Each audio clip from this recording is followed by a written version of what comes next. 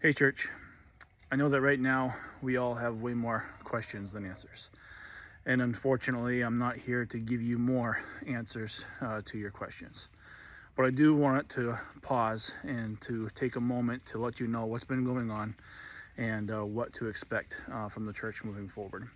Of course, leadership has been in prayer constantly during the last couple of days with this incident as it has unfolded. We've been in prayer for the victims and their families, of course, and also for the first responders as they have been continuing their efforts to chase this man down. We are so grateful for our amazing team of first responders that we have here in Lewiston and Auburn and the surrounding areas and their support. We're grateful that Pastor Roger, as their chaplain, has been able to work side by side with them, with the victims and their families, and with the first responders as in what they have experienced the last couple of days. As a church, we've been in contact with other area churches, other pastors, and been in prayer, of course, for all the situations. Also been in contact with some other outside ministries and organizations that are sending people here to help with the effort to minister to people and to the first responders. Just want to let you know what to expect. Today, our sanctuary is open. We want to be a house of prayer. So if you're in the area and you are not under the shelter-in-place order, I know that's confusing right now, but if you are not in a shelter-in-place area, we want to encourage you that if you need to or would like to, you can come to the sanctuary, have a moment of silence, or have time of prayer by yourself or with a staff member that's available to you. Also, I know that a lot of things are going to be opening up in the next coming days as far as areas to give funds to help the efforts to minister to the needs. Us as a church, we do have a fund that you can give to. We're calling it the Lewiston Community Fund. You can give to that online. I do want to encourage you to be careful to the funds that you do give, because this is an opportunity for scammers to take advantage of people wanting to do the right thing. We want to encourage you to continue to be in prayer wherever you are, to be with people. If there's someone that you know that is alone during this time, make sure that you reach out to them and share the love of Christ with them. I know right now also is a really difficult time in knowing what to tell your kids. We want to encourage you just to be honest with your kids. You don't have to share the gory details with them, but do let them know what's going on and be prepared and ready to answer their questions.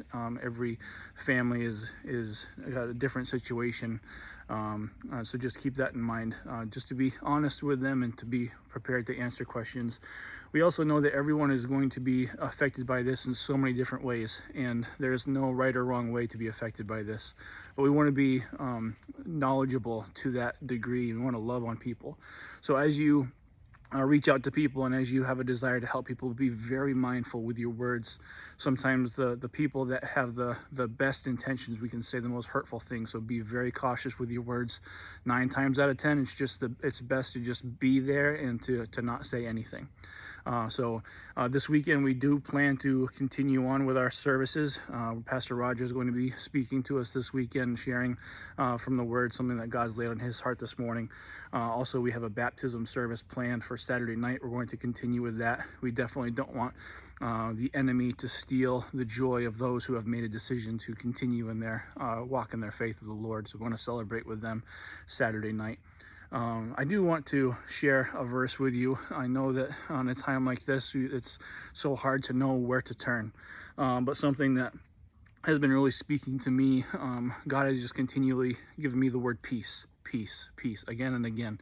And that's what Jesus gave to us when he left in John chapter 14, verse 27. Jesus is talking to his disciples, preparing them for him leaving and how they're going to receive a helper.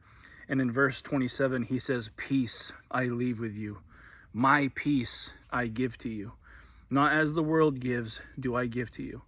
Let not your heart be troubled, neither let it be afraid."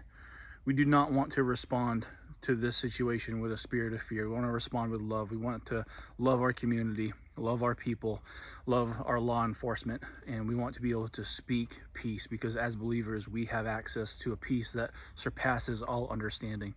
So just know that as a church, we love you, we love our community. We're going to continue to pray and minister in the many ways that we can, but do our best to be Christ to others and to speak peace. God bless you. We'll see you soon.